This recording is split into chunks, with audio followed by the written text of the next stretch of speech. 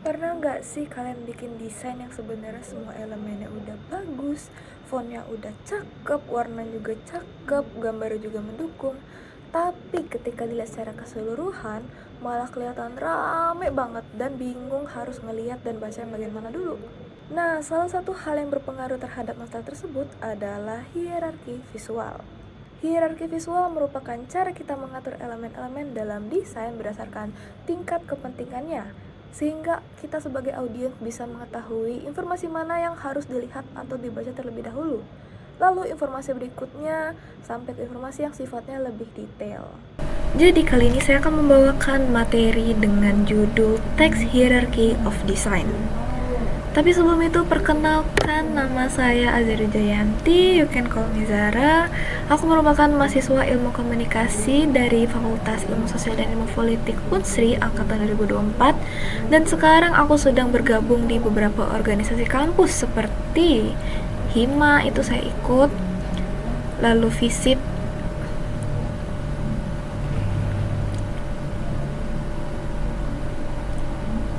pertama ada Himakom atau Hima dari jurusan saya, lalu yang kedua ada BEM Visip, lalu kedua ada BEM Unsri. Lalu untuk pengalaman, saya memiliki pengalaman di bidang desain tentunya. Yang pertama sebagai penanggung jawab dari Divisi Desain Grafis PMB Unsri 2026, lalu penanggung jawab Divisi Desain Grafis PKKMB Unsri 2026, lalu menjadi steering komite Divisi Media Kreatif di Program Kerja Ekskom Himakom 2026, lalu terakhir menjadi steering komite Divisi Publikasi dan Dokumentasi di Program Kerja Gerak Akar Visip Unsri 2026. Karena saya akan membawakan suatu hierarki dari desain, kali ini saya akan membawakan hanya mengenai teks, hierarki teks dari desain. Kali ini saya akan membawakan mengenai hierarki teks dalam desain. Soalnya kalau di seluruh desain itu kan emang banyak hierarki gitu, contohnya hierarki visual dan teks juga termasuk. Dan kali ini saya hanya membawakan materi mengenai hierarki teks saja. Yang pertama itu biasanya adalah header, headline, judul, yaitu pokoknya yang penting judul. Header ini merupakan informasi yang paling penting dan harus paling cepat ditangkap oleh kita sebagai audiens. Tuh. Dan headline ini tuh merupakan hook dari semua desain ya. Oke, lanjut ke subheadline. Subheadline ini merupakan informasi pendukung nih dari header tadi gitu. Lalu ada caption. Nah, caption ini tuh istilahnya tuh sebagai perintilan dari desain aja gitu. Dan dia sebagai sebagai sprinkle atau additional dari sebuah desain gitu.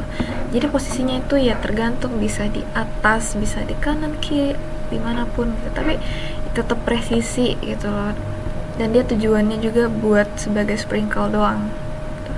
Tapi sebenarnya kita tuh nggak harus selalu menggunakan istilah-istilah ini gitu buat pembagian yang sama. Tapi prinsipnya tuh adalah kita harus punya tingkatan informasi dalam desain. Jadi jangan sampai semua teks itu dibuat dengan ukuran, ketebalan, hingga tampilan yang sama. Kenapa? Karena akhirnya mata audiens tuh akan kesulitan menentukan mana yang paling penting kalau misalkan elemen tadi itu ukurannya sama gitu loh. Bisa kita lihat dari contoh simple desain ini. Kita bisa lihat bahwa ada beberapa informasi yang memiliki tingkat kepentingan yang berbeda. Misalnya tulisan "You'll read this first" itu dibuat sangat besar dari beberapa kalimat lainnya sehingga menjadi salah satu hal yang pertama kali ditangkap oleh mata kita. Betul? Kemudian ada tulisan "Then you'll read this", itu dibuat ukurannya tuh cukup dominan, tapi masih kalah dominan dibanding kalimat atasnya yang lebih besar ini. Lalu ada kalimat "than this", yang kalimatnya itu lebih kecil karena ia sebagai body text. Dan yang terakhir ada kalimat "last this", ini sebagai caption yang tadi sudah saya jelaskan, dan ia berguna sebagai detail dari desain kita. Istilahnya ini tuh sebagai sprinkle-nya aja ya teman-teman. Yang penting umumnya pada desain itu hanya 3 hal ini saja: header, subheader, dan body text. Kalau untuk caption ini sangat opsional. Tapi perlu diingat, hierarki visual itu sebenarnya nggak cuma tentang besar kecil fontnya aja. Kita juga bisa buat hierarki melalui ketebalan font, itu bisa kita bold maksudnya, atau weight-nya, kontras warna, posisi fontnya, dan spacing hurufnya. Misalnya sebuah judul itu bisa kita bikin dominan dengan pakai bold. Contohnya ini kan udah saya bold gitu. Sementara informasi pendukung seperti subheadline, sementara kalau informasi pendukung itu bisa pakai regular ya, gak usah di bold juga nggak apa-apa, tapi karena saya kasih sampel bold. Dan biasanya untuk body text dan caption itu yang sudah pasti regular, karena kalau misalkan kita menggunakan font bold semua, teks dalam desain tersebut biasanya tidak akan selalu efektif, jadi nggak terlalu efektif gitu. Jadi ada baiknya yang di bold itu hanya header atau subheader. Lalu untuk body text atau caption tadi itu opsional menggunakan bold tapi tidak disarankan. Jadi kita tuh bisa memberikan jarak yang lebih besar antara judul dengan informasi berikutnya, biar judul tuh berasa sebagai satu kelompok informasi yang berbeda gitu loh. Ukuran emang penting, tapi bukan jadi satu-satunya cara buat kita menciptakan suatu hierarki. Nah, salah satu tools yang bisa membantu kita menentukan ukuran teks adalah Golden Ratio. Siapa sih yang nggak tahu tools Golden Ratio ini? Golden Ratio ini tuh memiliki nilai sekitar 1,618.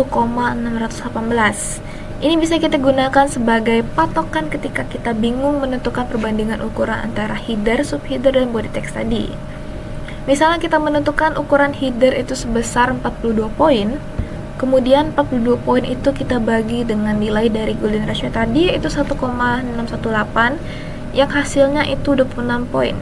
Yang dimana hasil dari pembagian ini tuh digunakan sebagai nilai dari ukuran font informasi selanjutnya.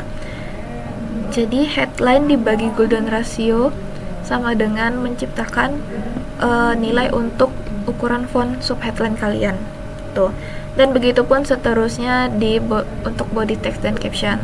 Jadi setelah kita mendapatkan semua ukuran untuk header, subheader, body text, dan caption tadi, kita bisa melihat dengan jelas perbedaan nilai ukuran font dari yang akan kita pakai gitu. Misalnya untuk headline itu seukuran 42, lalu subheadline itu 26, body text itu 16, dan caption itu 9. Plusnya dari menggunakan teori Golden Ratio ini adalah kita nggak perlu repot-repot ngira-ngira ukuran font, lalu bisa terlihat lebih harmonis secara visual gitu. Nah, untuk notes, Golden Ratio ini tuh bukan menjadi aturan wajib yang harus kita gunakan tiap di desain. Angka 1,618 ini tuh hanya sebuah tools ya yang bisa kita pakai untuk mempermudah ketika menentukan ukuran font. Jadi kalau misalkan mencoba ukuran yang tadi ternyata kurang, kalian tuh bisa menyesuaikan lagi, misalnya ukuran headernya 40, lalu subheadernya 28, dan body textnya 18. Ternyata ukuran itu lebih enak dilihat dan lebih sesuai dengan desain yang kita buat, yang gak masalah buat kita menggunakan ukuran lain tersebut gitu.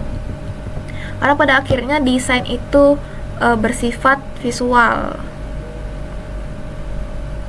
Kalau pada akhirnya desain kita tuh bersifat visual, yang paling penting bukan apakah angkanya itu benar mengikuti Golden Ratio tadi, tapi apakah perbedaan antara ukuran teks tersebut terlihat dengan jelas. Jadi misalnya kita menggunakan ukuran 40 sebagai header, 38 sebagai subheader, dan 36 sebagai body text, itu secara angka memang berbeda, tapi secara visual perbedaannya mungkin hampir nggak terasa. Akibatnya semua informasi itu terlihat sama-sama penting, karena ukurannya setiap 3 poin tadi itu sangat mirip dan sangat berdekatan. Akan lebih baik kalau kita memberikan perbedaan yang cukup jelas, misalnya dengan ukuran font yang sudah kita bagi dengan Golden Ratio tadi. Nah, dengan begitu mata audiens tuh bisa langsung menangkap bahwa ada informasi utama, ada informasi pendukung, dan ada informasi detail dari ukuran font tadi. Itu. Kenapa golden ratio ini tidak wajib? Karena terkadang hasil dari golden ratio ketika digunakan ini ternyata jaraknya terlalu jauh gitu dan kurang cocok di mobile atau HP juga gitu loh. Jadi itu bisa kalian adjust sesuai kebutuhan juga kalau emang dirasa masih kurang enak dilihat. Seperti ini beda sama hasil dari golden ratio yang sudah kita hitung tadi gitu. Tapi perlu di notes itu perbedaannya harus tetap kelihatan jelas. Dan tadi sudah dibilang maksimal 3-4 poin setiap ukuran font gitu.